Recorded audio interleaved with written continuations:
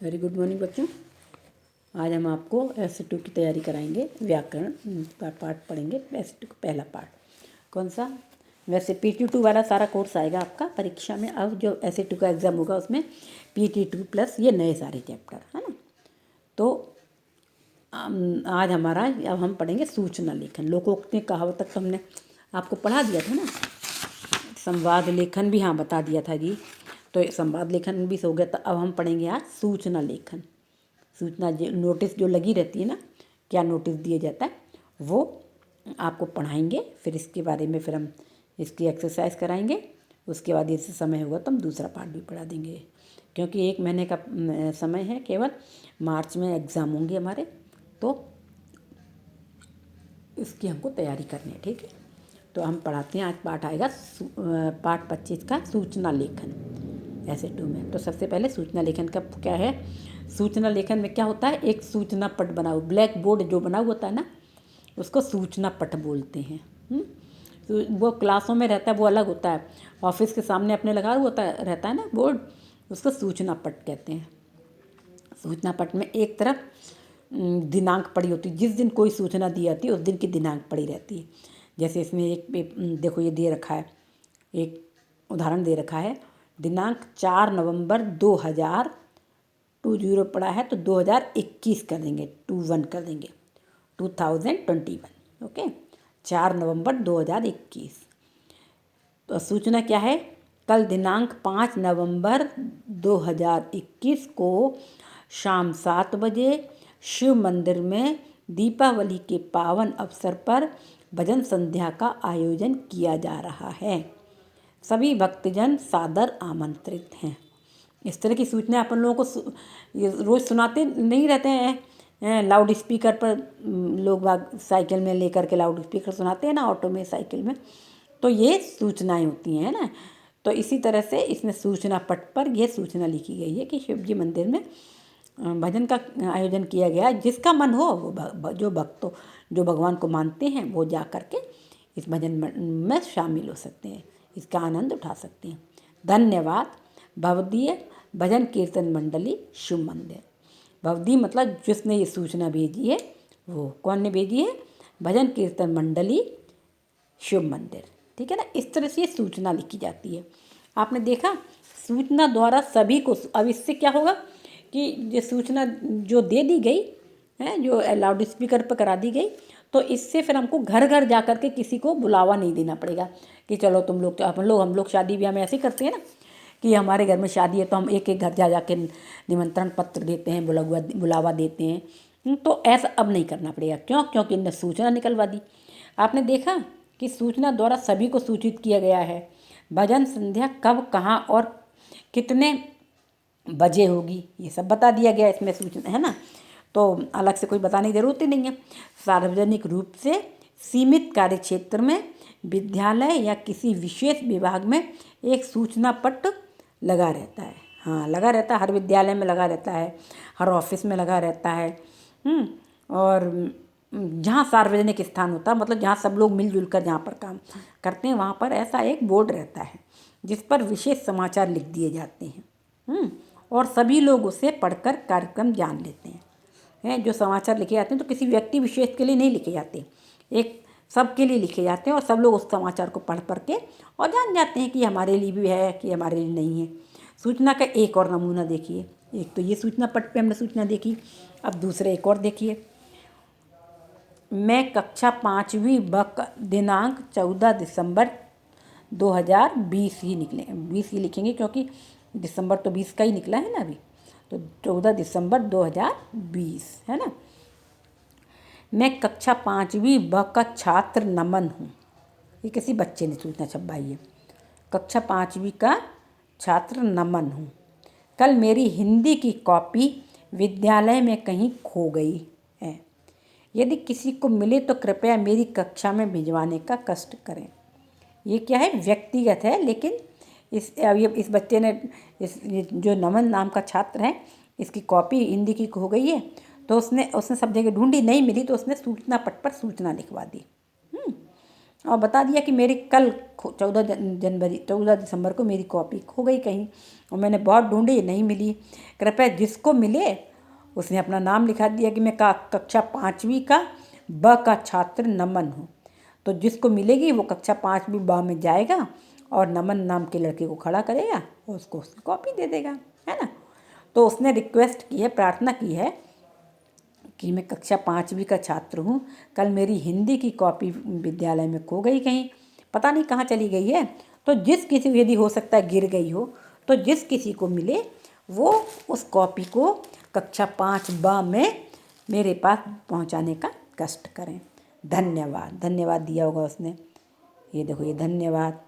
प्रार्थना की है उसने, सब लोगों से रिक्वेस्ट की है ना, अपना नाम और अपना कक्षा बा, इस तरह से सूचना लिखी जाती है ना, ठीक है ना। दिनांक डाली जाती है, अपना जो जो जो सूचना का विषय वो लिखा जाता है, फिर धन्यवाद और प्रार्थी मतलब प्रार्थना करने वाला और अपना नाम अपना क्लास, इस तरह से सूचना लिखी जाती है।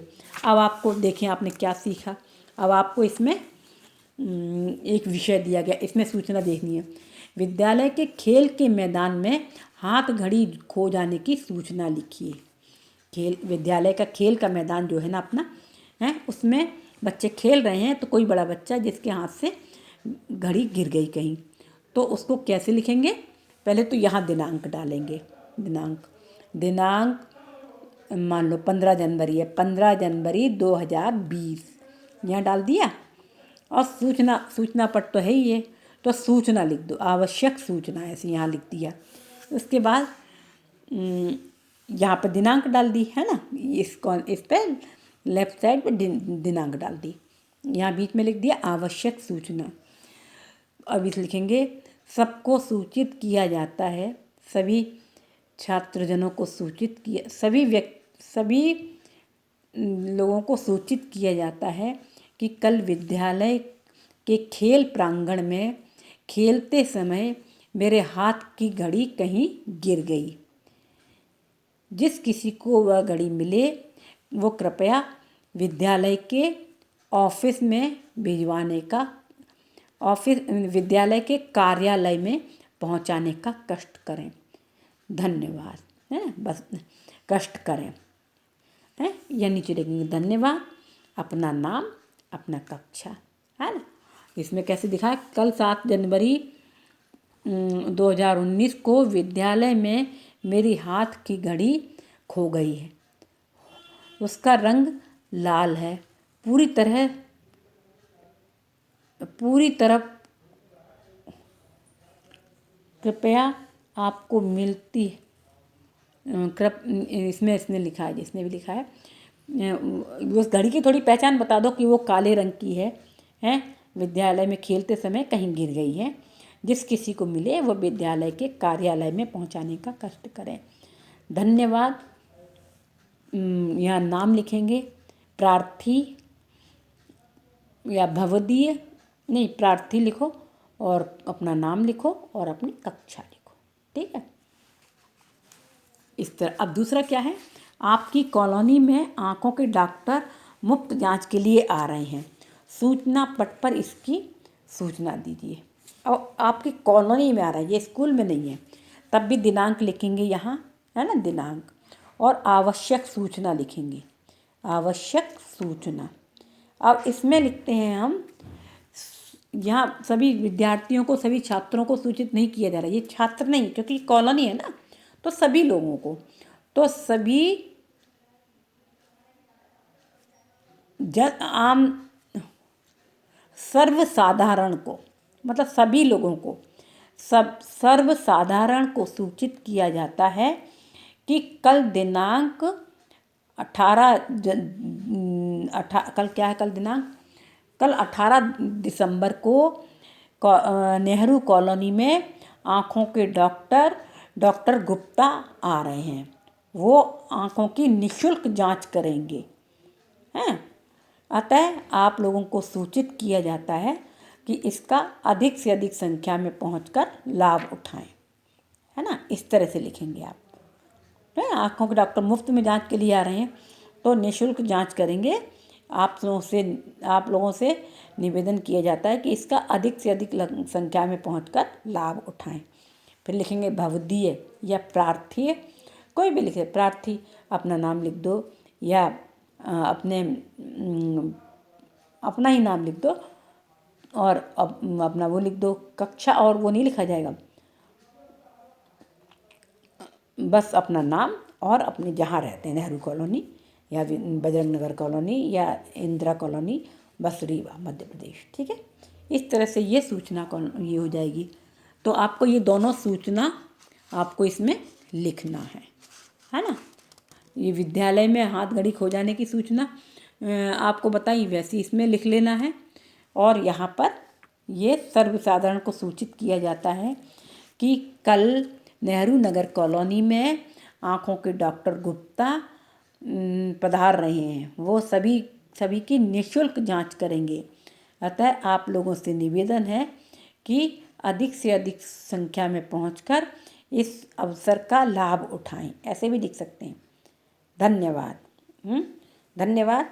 और कुछ भी नाम लिख दो, KL कुशवाहा, रीवा मध्य प्रदेश, ऐसे नाम लिख दो, कुछ भी जो नाम आपको याद आए, है ना।